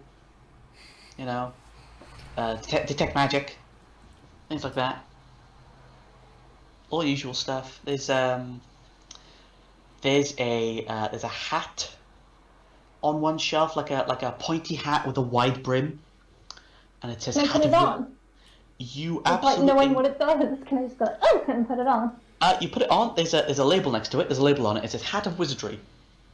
It says for wizards only. Oh, so it doesn't do anything. For you, no, and I believe it requires attunement anyway. I'll just be like, Captain, look at this hat, look at this hat. Oh yeah, it is a wide brim, pointy wizard's hat. That looks really good. I do think it would suit a wizard better, maybe. Because I think, you know what would suit you? Like a really nice sun hat. I don't think they sell those here. You don't think so? I didn't see any. Are there any sun hats? I mean, we can get one. There's not, no.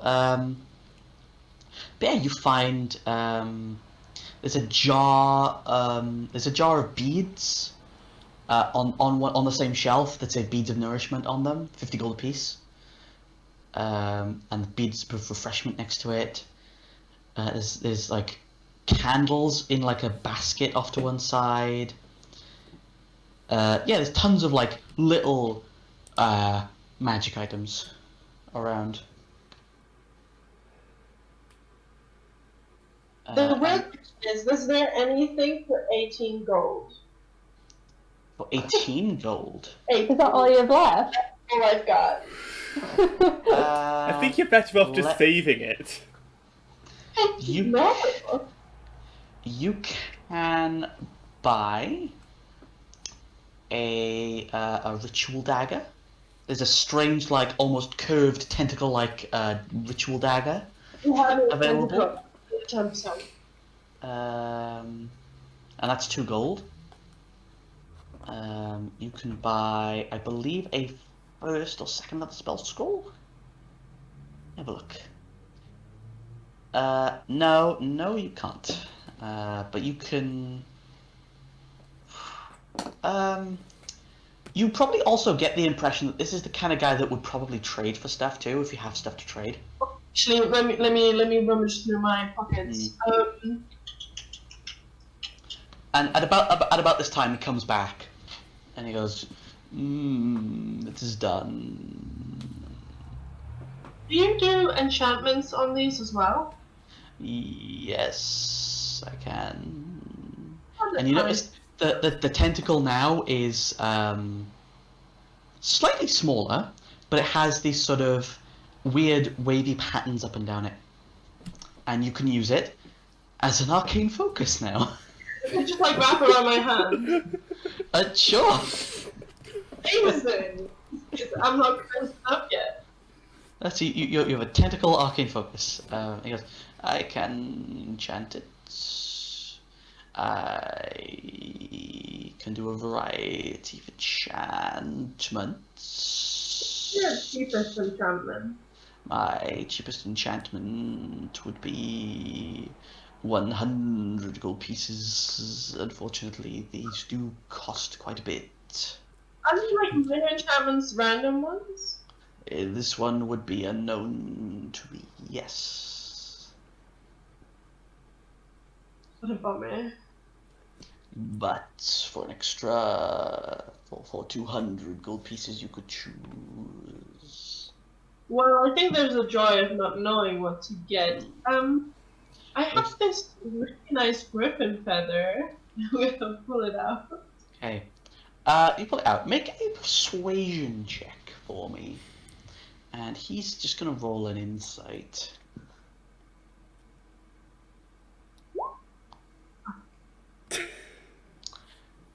He goes,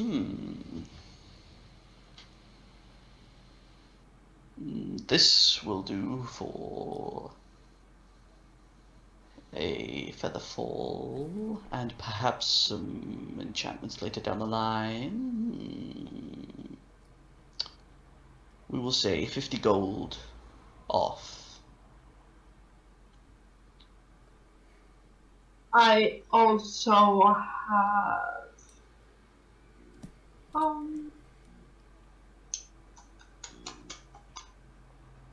So it's not looking good, lads.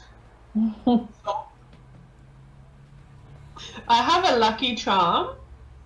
Don't know if that's my thing. It's a shell that I get from my sterling equipment, but it's a really nice shell. I probably dove it up from somewhere deep down. Make another persuasion check. Come on. Do I get advantage because it's my lucky charm? Unfortunately, no. Ah! He looks at it and he goes, you better hang on to that. You look like you could need it.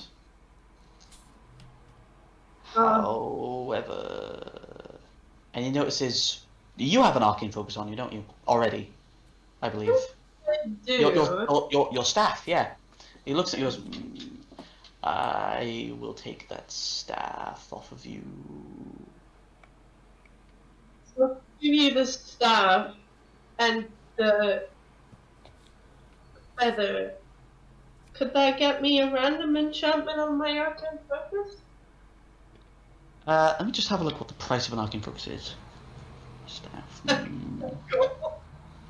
Make a persuasion check. Just make another persuasion check. Oh my. It was bound to be something good after 3 fucking trying. He turns around and he goes, I will lower the price to 15 gold. I can pay that. Ooh. And he looks at him and goes, I like you. You have a nice aura. Thank you. He motions for you to place down the tentacle. I put it down. Okay, and he takes out these this like powdered silver like dust of some kind, begins rubbing it all over the tentacle and chanting these words, and then he starts to like spit on the tentacle as well. And then he just throws it up into the air, and magic bursts out of it, and it slams like it doesn't break the counter, but it slams into the counter. Can you roll for me a D10? Oh my god.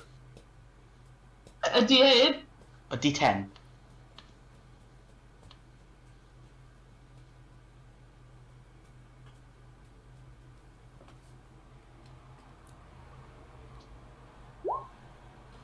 It's slash R, isn't it? Yeah, not Yep. r/, it's /r. Yeah. Don't worry about it. It's fine. We've all made that mistake. 6. Maybe something fun. Oh. Okay. So you plop it down, and he looks over it and he goes,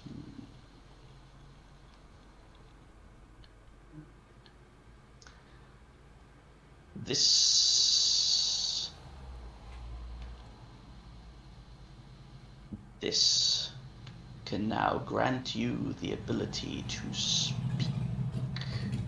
Draconic. Well, I suppose that's pretty convenient. But it will require you to attune it to your being.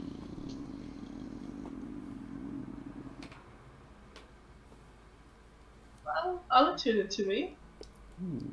Very good. Right, how do I do that? I'm not so good with magic yet.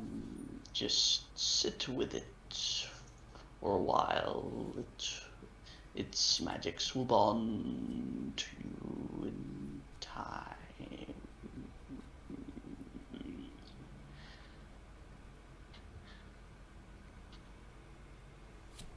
Thank you. That's really helpful. You're welcome. Please come back anytime. Oh, I will definitely. Now, child, is there anything I can help you with? No, I think that's all. Do you know about magic, right?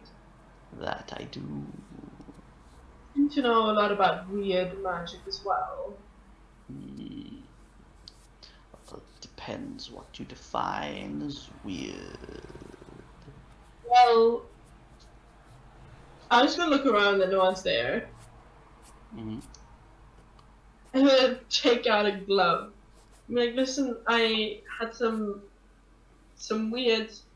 I've come into possession of magic in a very backwards way, and I've been this thing that granted me the magic has been harassing me, I suppose.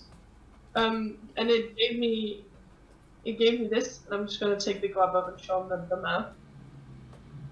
As soon as you do that, it goes. Places his hands on your hand and feels around where the mouth is. And he goes, are there more? Yes. And he lets go of your hand, places it on the counter. And then he opens his eyes, and you see they are pools of starlight. Brilliant, just cosmic light emits from these eyes. And he sort of goes,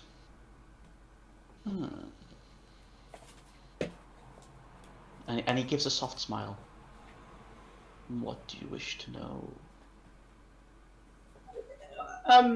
I'm just not sure because I can't communicate with it. So, I don't really know if it's evil or if it's like means well. Because these mouths are pretty cool, but they're also very strange. The workings of Barrel are not understood by those of the material plane unless you have grasped and glimpsed into the oblivion.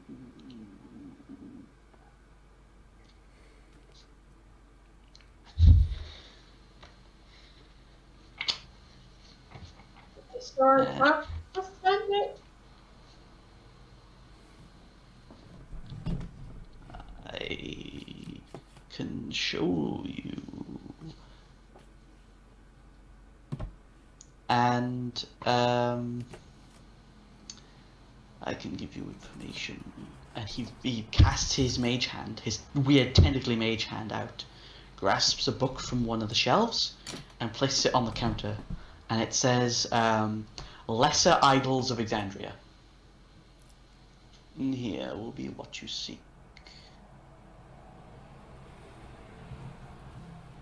How much would that be? 5 silver. Yeah, I'll take it. Say a friendly discount. And he closes his eyes again. I don't think I got your name, sir. My name, Balpetor.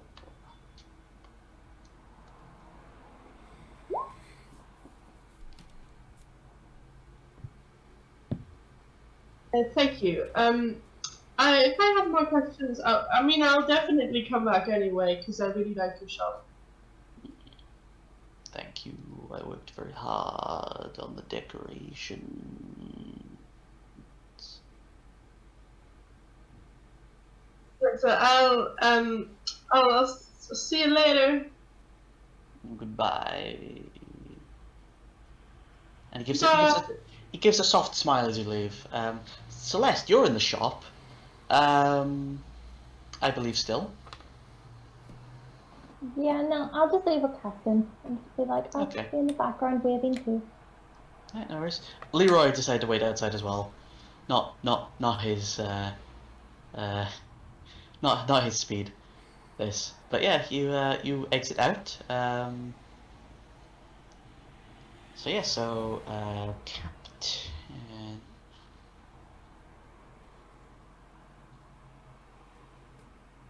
I will add this.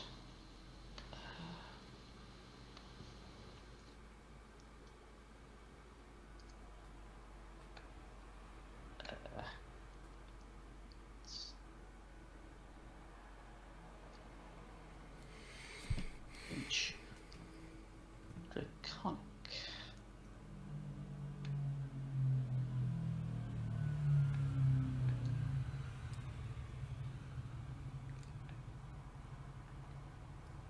There you go. And I'll just put that in there for the sake of ease, and just say you've attuned to it. Thank you. So yeah, so as you sort of exit, you see Elizabeth and your companion and Leroy waiting outside.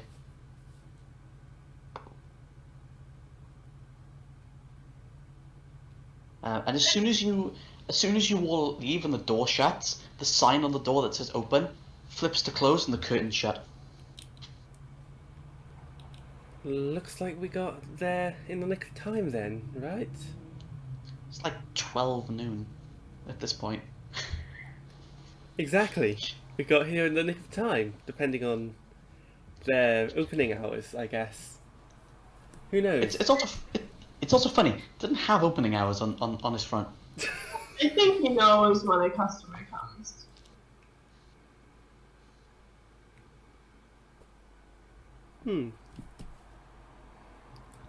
So,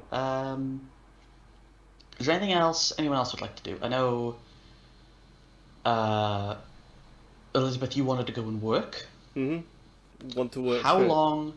long would you like to work for? Well, how long does the party want to stay in the town for?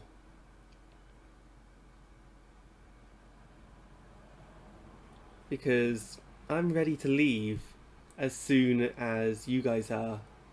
Although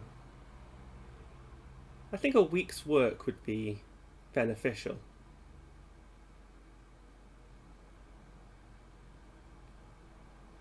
Yeah, maybe I can help out in the magic shop. I need some help. I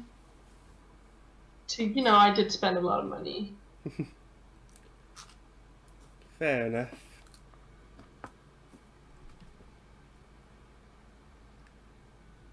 Yeah, shall we say we all work for a week and we leave in 7 days' time? Yeah, I'm good with that. Leroy will nod in agreement.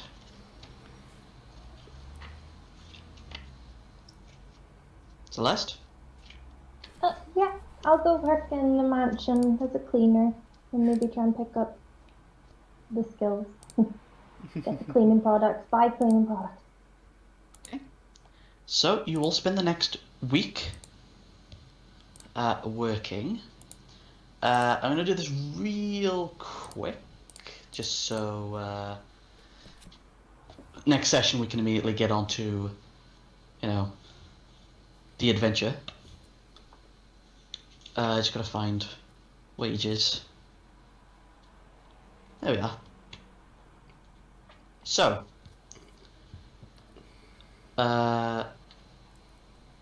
Elizabeth, you're working in the blacksmiths. Mm-hmm. I'm gonna say you can either make an athletics.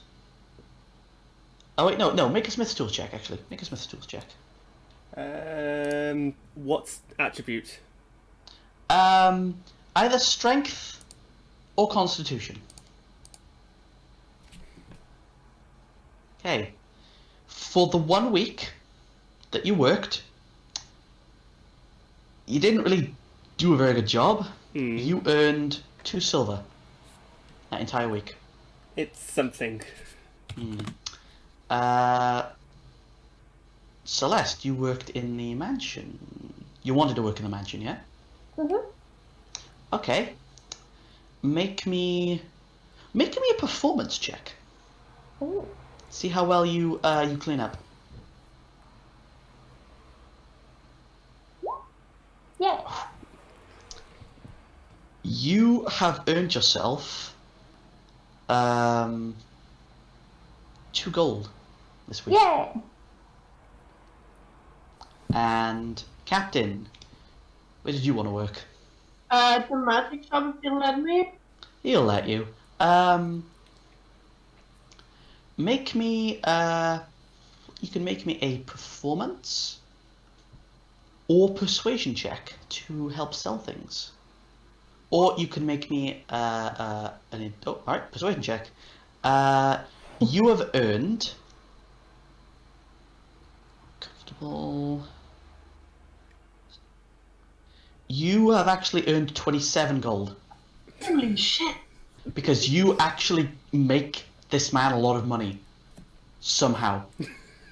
Like he gets in a lot more customers now that you've spread the word a bit, and now you've been really nice to the customers. You've been you've been recommending items left, right, and center. You familiarized yourself with all his inventory, which was a task because there was a lot of things you couldn't actually pronounce or read. But yeah, he pays you a bonus, 25 gold on top of your week's wage. I'm probably also storing it as like sales bin, so it's all like for it now, not like a nasty pile. Yeah. Could each of you just roll me a D100, and I'll get Tom to sort out what he was working as. Okay. I don't know if a high roll or a low roll is better here.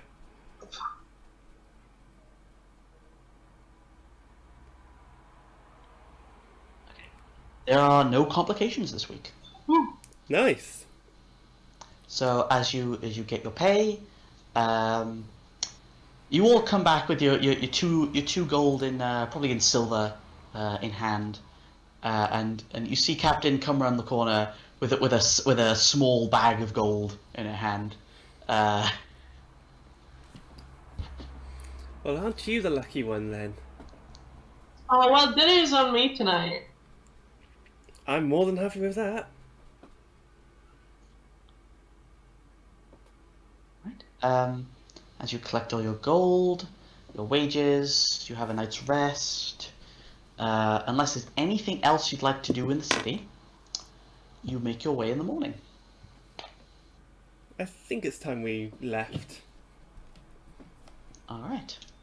Leroy dons his light blue puff plate armor, and you all make your way. Are you going to make your way by foot, or would you like to get some sort of beast of burden to help you? How much is a caravan? Well, let me check. Transportation. Let's see. So for a cart, you're looking at. Do you want to just rent? Are you looking to just rent, or do you want to buy a cart and an animal to drag it along? Yeah, what's the price of both? Okay, so a cart is 15 gold. Um, I mean, you can get yourself a horse, but a horse is going to be costly. We still have Blake. You do still have Blake, and the Steel Defender can also pull its weight. Hmm. So you could just buy a cart and have the two of them pull it. 110%. I'm gonna buy a car. Okay, so it's 15 gold for the cart, and that's just so you can all ride in it. And Blake already came with Bit and Brittle to sort of hook up to the cart. It's another 2 gold to get. What was her name again? Sorry, Yui. Elizabeth. Yui. It's another 2 gold to get Yui some Bit and Brittle to fasten her to the cart. Okay. So with your beasts of burden all hooked up, you ride out of Uthadern, and as you ride out through these long tunnels, the large steel door opens once again to let you out. And as you leave the tunnels into the bright, overcast day here in the Crystal Sands tundra, in the Flotket Alps, that is where we'll end the session for today. Sorry. Ooh. So next session, you will be making your way towards the Stone Tooth. Hopefully not encountering those bandits. Here's hoping. Did we all enjoy? I'm sorry about the massive gold cost on that one. I really didn't realize how much it was going to be.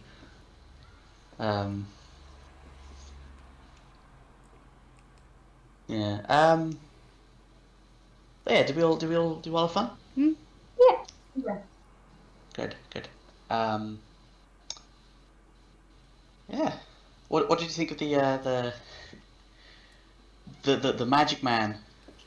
Him. He's really cool. It's a cool character. It's just Elizabeth much prefers weapon-based magic than combat-based magic than just general magic. He seemed the evoker type, although what he was invoking you have no idea. I'm determined to become best friends with that man.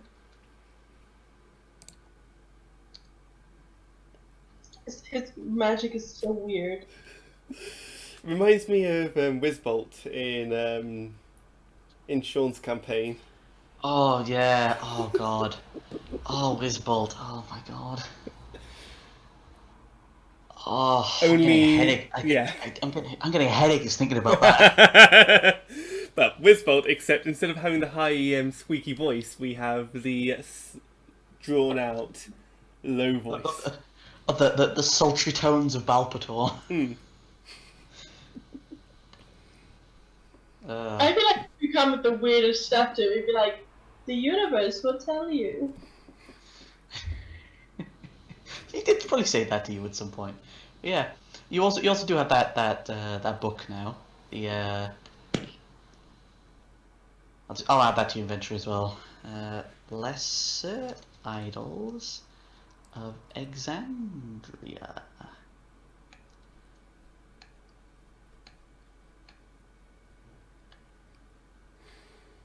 Just so you know. Just so you have it there, and you can read that whenever you'd like. The snapshots I used to buy. No, not at all. Yeah. So I hope everyone enjoyed watching. Whoever's watching. We actually did have someone watching, and during it, whilst we were making the armour, they said that this armour is going to turn out a bit wonky, I feel. I kind of did. It did. Oh, they're still here as well. They're still here. Well, thank you for stopping by. Your viewership is appreciated greatly. Yeah, well, I guess we'll call it there. We'll see everyone next time. Yeah. Take care. Goodbye. See ya. Bye.